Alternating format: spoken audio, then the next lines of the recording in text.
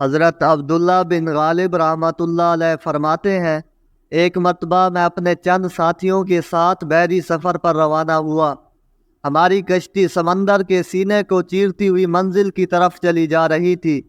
اچانک ہماری کشتی ایک جزیرے کے قریب جا پہنچی۔ ہم نے وہاں کشتی روکی تو وہ ایک ویران اور بڑی خوفناک جگہ تھی۔ وہاں ہمیں کوئی شخص نظر نہ آیا۔ میں نے ارادہ کیا کہ میں اس جگہ کو ضرور دیکھوں گا، شاید یہاں کوئی عجیب و غریب شے نظر آئے۔ چنانچہ میں کشتی سے اترا اور اکیلے ہی اس خوفناک جزیرے کی طرف چل دیا۔ وہاں کا منظر بڑا خوفناک تھا۔ مجھے نہ تو وہاں کوئی انسان نظر آیا اور نہ ہی کوئی گھر وغیرہ۔ پھر کچھ دور ایک گھر نظر آیا۔ میں نے جان لیا کہ اس میں ضرور کوئی نہ کوئی رہتا ہوگا اور یہاں کوئی عجیب و غریب بات ضرور ہوگی، کیونکہ اس ویرانے میں کسی گھر کا موجود ہونا ایک عجیب سی بات تھی۔ میں نے تہیہ کر لیا کہ اس گھر کے راز کو ضرور جانوں گا۔ چنانچہ میں وہاں سے واپس اپنے دوستوں کے پاس آیا اور ان سے کہا، مجھے تم سے ایک کام ہے، اگر تم اسے پورا کر دو تو تمہارا احسان ہوگا۔ انہوں نے پوچھا، بتائیے کیا کام ہے؟ میں نے جواب دیا، آج رات ہم اس جزیرے میں قیام کریں گے اور صبح سفر پر روانہ ہوں گے۔ میرے ساتھی میری اس خواہش پر رات بسر کرنے کے لیے تیار ہو گئے۔ پھر میں یہ سوچتے ہوئے اس گھر کی طرف چل دیا کہ جب رات ہوگی تو اس گھر میں رہنے والے ضرور یہاں آئیں گے اور میں ان سے ملاقات کر لوں گا۔ چنانچہ میں وہیں ٹھہر گیا۔ پھر یہ سوچ کر میں اس گھر میں داخل ہو گیا کہ آخر دیکھوں تو صحیح کہ اس میں کیا ہے۔ میں نے اس چھوٹے سے گھر کو بالکل خالی پایا۔ اس میں صرف ایک گھڑا تھا اور وہ بھی بالکل خالی، اور ایک بڑا سا تھال تھا جس میں کچھ نہ تھا۔ اس کے علاوہ اس گھر میں کوئی شے نہیں تھی۔ میں ایک جگہ چھپ کر بیٹھ گیا اور رات ہونے کا انتظار کرنے لگا۔ جب سورج غروب ہو گیا اور رات نے اپنے پر پھیلانا شروع کر دیے تو مجھے اچانک ایک آہٹ سی محسوس ہوئی اور پہاڑ کی جانب سے ہلکی ہلکی آواز آنے لگی۔ میں محتاط ہو کر بیٹھ گیا اور غور سے اس آواز کو سننے لگا۔ یہ کسی نوجوان کی آواز تھی جو اللہ اکبر، سبحان اللہ اور الحمدللہ کی صدائیں لگاتا ہوا اس گھر کی طرف آ رہا تھا۔ کچھ دیر کے بعد ایک نوجوان اس گھر میں داخل ہوا۔ اس نے آتے ہی نماز پڑھنا شروع کر دی۔ نماز سے فارغ ہونے کے بعد وہ اس برتن سے کھانے لگا جو بالکل خالی تھا، لیکن وہ نوجوان اس برتن میں سے نہ جانے کیا کھا رہا تھا۔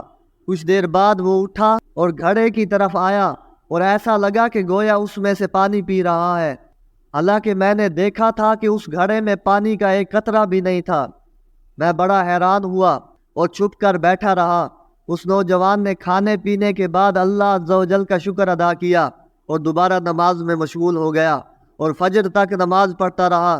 فجر کے وقت مجھ سے رہا نہ گیا، پس میں اس کے سامنے ظاہر ہو گیا۔ اس کی اقتداء میں نماز فجر ادا کی۔ نماز کے بعد وہ نوجوان مجھ سے مخاطب ہو کر کہنے لگا، اے اللہ عز و جل کے بندے، تو کون ہے اور میری اجازت کے بغیر میرے گھر میں کیسے داخل ہو گیا؟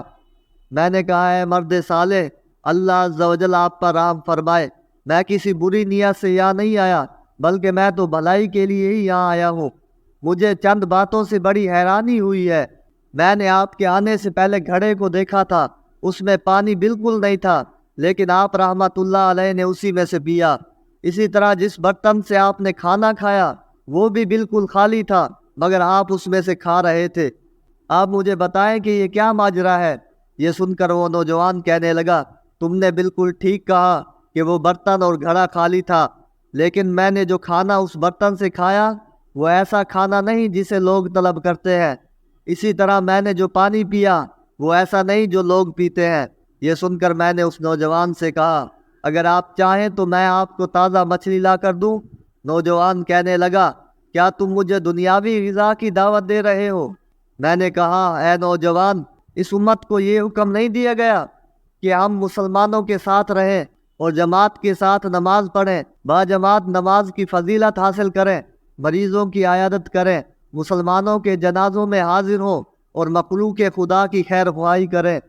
لیکن آپ نے یہ سب کام چھوڑ کر گوشہ نشینی اختیار کر لی ہے اور ان تمام سعادتوں سے محروم ہو گئے ہیں۔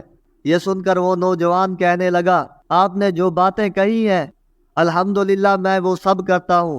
یہاں قریب ہی ایک بستی ہے جہاں جا کر میں عوام کی خیر خواہی کرتا ہوں۔ اور آپ کے کہے گئے سارے کام میں وہاں جا کر کرتا ہوں۔ اتنا کہنے کے بعد اس نوجوان نے ایک پرچے پر کچھ لکھا اور پھر زمین پر لیٹ گیا۔ میں سمجھا کہ شاید اس کا انتقال ہو گیا۔ قریب جا کر دیکھا تو وہ واقعی فوت ہو چکا تھا۔ جب ان کی قبر کھودی گئی تو اس سے مشک کی خوشبو آ رہی تھی۔